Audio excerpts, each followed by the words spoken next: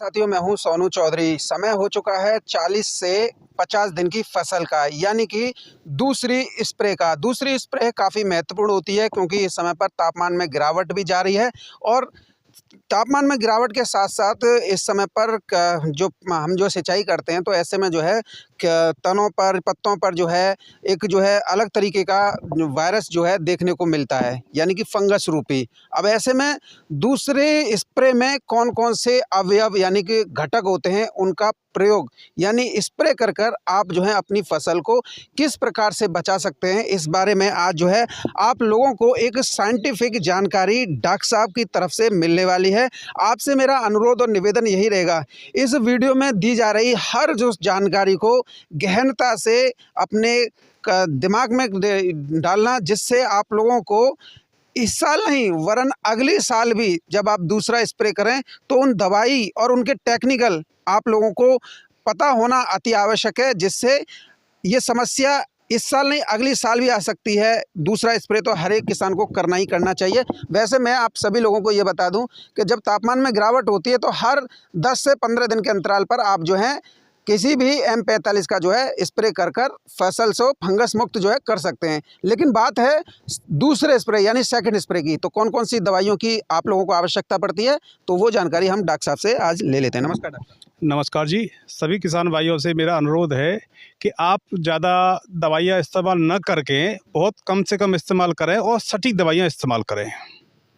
इस समय क्या है कि लगभग 45 दिन का आसपास की फसल हो चुकी है और इस समय जो फसल में मोस्टली प्रॉब्लम है वो कहीं कहीं अर्ली ब्लाइट के भी लक्षण देखने को मिल रहे हैं। जैसे हम इस फील्ड में खड़े हुए हैं, इसमें भी मैंने नज़र डाली है तो कई पौधे ऐसे हैं कि इसमें ब्लाइट के लक्षण नज़र आ रहे हैं।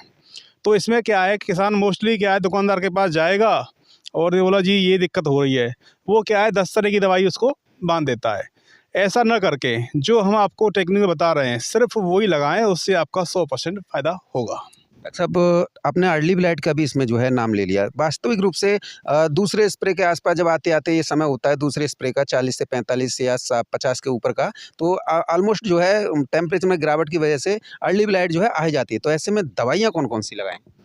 दवाइयाँ मोस्टली क्या है कि अर्ली ब्लाइट जहाँ आता है, कुछ किसान तो क्या है कि उनका नाम रटा हुआ नाम है M45, वो कुछ लोग उसी को लगाते हैं, ठीक है। पर लेकिन वो बहुत पुराना टेक्निक हो चुका है, वो इस समय अब उस पर अर्ली ब्लाइट पर कोई काम नहीं करता है, ठीक है। अब क्या बात आती है, इसके अलावा बढ़ कर के कार्बनडाजिम मैनकोजेब यानी साफ, ठीक है। आप साफ को भी इस्तेमाल कर सकते हैं, पर लेकिन इससे भी एक सटीक तरीका आपको अर्ली ब्लाइट का मैं दिखाने वाला हूं। ये एक टेक्निकल आता है साइमोक्सिनिल प्लस मैनकोजेब। आप इसका 500 ग्राम पर एकड़ के हिसाब से स्प्रे करें। इसके साथ में एंटीबायोटिक भी मिला सकते हैं, जैसे बेल्डामाइसिन होता है या स्टेप्टोसाइक्लिन होती है। इसके साथ में आप एक कीटनाशक एजे फिप्रोनिल हो गया, थाइमेथाक्सम हो गया, एमीडा हो गया, आप कोई सा भी इनमें से साथ में लगाएंगे तो आपको पूरा बेनिफिट मिलेगा। एक ही स्प्रे में आपको खुशहाली नज़र आएगी। यानी कि ये टेक्निकल इसमें हाँ, ये टेक्निकल लगाने के बाद में ये इंसेक्टिसाइड है, इसको लगाएं, ये ग्रोथ प्रोमोट का भी काम करता है।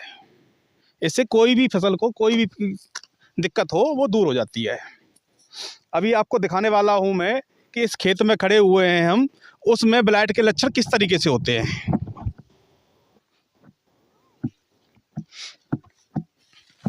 ये देखिए,